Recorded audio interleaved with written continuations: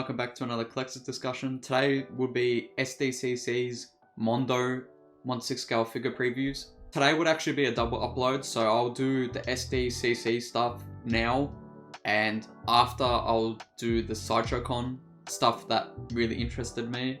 So keep a lookout for that video. It will be in the description box and in the comments down below. And also, before I forget, I got this guy as well. So be on the lookout for a review to this guy.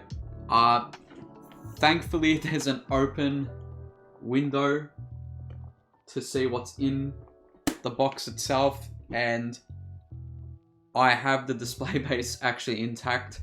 I know that's a problem with this release, and happily and thankfully mine's in there. But yeah, a review to that will be up soon, and a customization, because I feel that needs to be customized a little bit. They'll be all up during the week, so keep an eye on that. But I'll end my rambling now and we get straight into the pictures. So if you guys do enjoy this, make sure you like and sub. Pull the pictures up now and we get right into them. So we've got the photos here, and I wanted to start with M3gan because I feel this is the most left field one from Mondo so far. We have Nada and MacReady. Obviously they've been lingering around for I think a couple of years. They've been around, but this one was a complete surprise to me. And I done a reaction to this movie as well, so I might as well link that down if you guys want to check that out. Overall, I found the movie fun, but I feel it's just a bit of a rip-off of Child's Play, just a little bit. I like the whole AI discussion and the discussion of the main character, the little girl, and how she psychologically went through. I just personally wanted a bit more of the psychological element with having an AI doll and what it would do to a kid. I think the movie's fine, but I can admit here that the figure's really, really good. Like, shout out to the people that took the photos. They're a little bit grainy, but they're phone cameras, you know. They're not going to be the best quality, but from what I can see here, it looks exactly like the young actress that played the character, which she was the standout of that film, you know. And yeah, I think that captured it really good. I really love the Chucky inspired stitch here from the end of this movie. Similar to like Child's Play 3 with the pizza face. Or actually it's maybe more Bride where Tiffany stitches him back up. So yeah, this has got rooted hair. I think for this particular figure it works well because it's not in-art quality rooted hair, it's legitimately doll hair, and this is a doll, so I think it actually works really, really good with this. The tailoring, from what you can see, looks fine. Again, it's a grainy picture, but it was a pretty simple like dress in the movie. I would actually like if it had the swap out with like the big coat, and I think she had sunglasses too. That would really look good too. So this is a zoom in of the injured or battle damage head sculpt. I really, really like it. It's just the thing for me is this a property that I enjoy enough to get? You know, out of all the murderous dolls, I would prefer a Chucky, which is insane to me that Chucky's been around for like 30 plus years. This movie's barely been out a year, yet we got the license so quick for this character, which is probably, I've answered my own question, the license is probably a shit show for Chucky, but I would love a Chucky in 1/6 scale. Technically we've got, maybe the NECA figures can pass it off, but I don't know, looking at the movie when Andy's holding Chucky, the doll's damn near his height, so it's probably not to scale those NECA figures. But overall, I think this is good. There's only a few photos circulating, and that's also another thing to walk into as well with these Mondo releases. They're not up for pre-order yet, so who knows if they'll even get released. I mean, it says it right there in the bottom.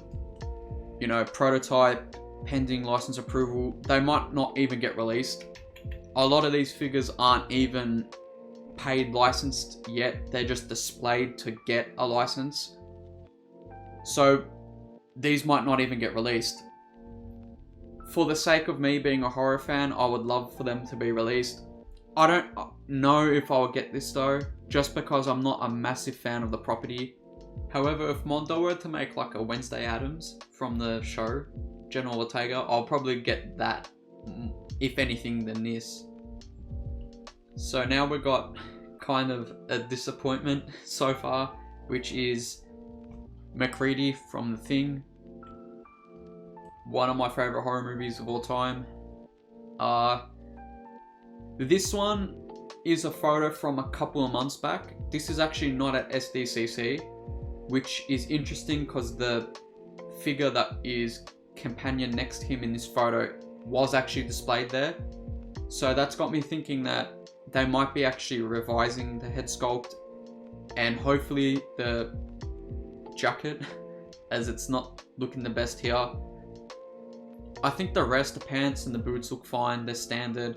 Spider Vance, or whatever's left of Vance, looks good there. The dog looks good. Flamethrowers, fine. The fire attachment could use a bit of work. It's more the head sculpt. And you got Nada there from They Live. Another favourite Carpenter movie. These two are actually probably my favourite Carpenter movies here. It's a bit disappointing that MacReady isn't as good as what it could be. You know, we'll get to Nada later because I got better photos. Hopefully this is a positive sign that they didn't show it at SDCC, that they're actually going to fix this and revise the head sculpt. It really does need it, because that has no resemblance to Kurt at all. Also, speaking of Kurt Russell, I think it's Asmus that teased the Snake Plissken that they might release soon. I have to see that as well because I really like that movie too. And here's a good zoomed in photo of the head sculpt. This looks nothing like MacReady in my opinion. The hair is pretty off. I mean, the eyes and the head sculpt itself just doesn't look like Kurt. Even if I do like half like that, I don't even see Kurt's like beard or lower face at all. It just does not resemble him in the slightest. And the jacket is way too overscaled. The zipper is comically big. Granted, they said that it's not pleather. It's a fabric that mimics leather that won't peel.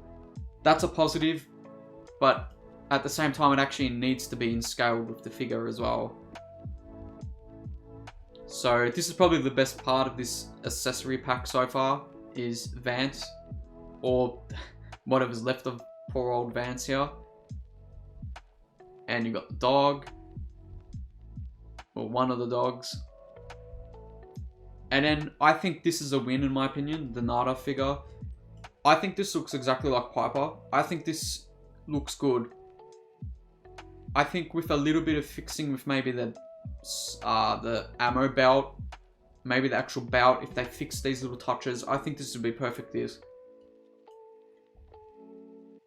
But I do need to know the price point as well, because if this is hot toy pricing, then I unfortunately don't see a worth in getting it. Even though this is one of my favorite Carpenter movies, I still have to be picky when it comes to quality. And if this is Hot Toys plus price, I don't see the worth of it, unfortunately. So you got a couple more poses and photos here. You get the glasses, which is good. You get the shotgun. You get the little revolver in his belt. All looks good. The accessories look great. The tailoring, I think, from the pants and the boots look fine. Is that a little bit of... Is that a gum accessory? Yeah, I think that's bubblegum. Which, people should know the quote of this already. Yeah, it is. I think out of the two here, Nada from They Live is definitely the better one. MacReady definitely needs some work done.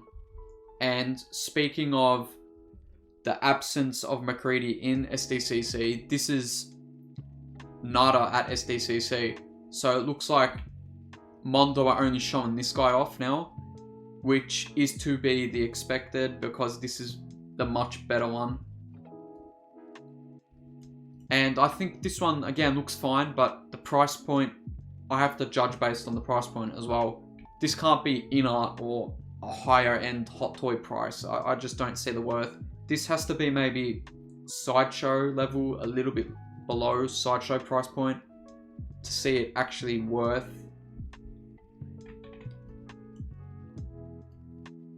But yeah, I think overall this one is probably, out of all the Mondo ones, I'm eyeing off this one the most.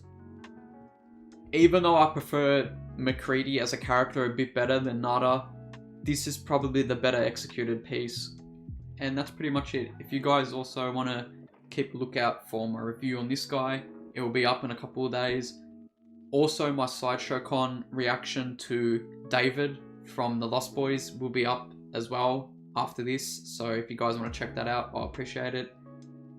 And if you guys did enjoy this, make sure you like and sub, and I'll see you in the next one.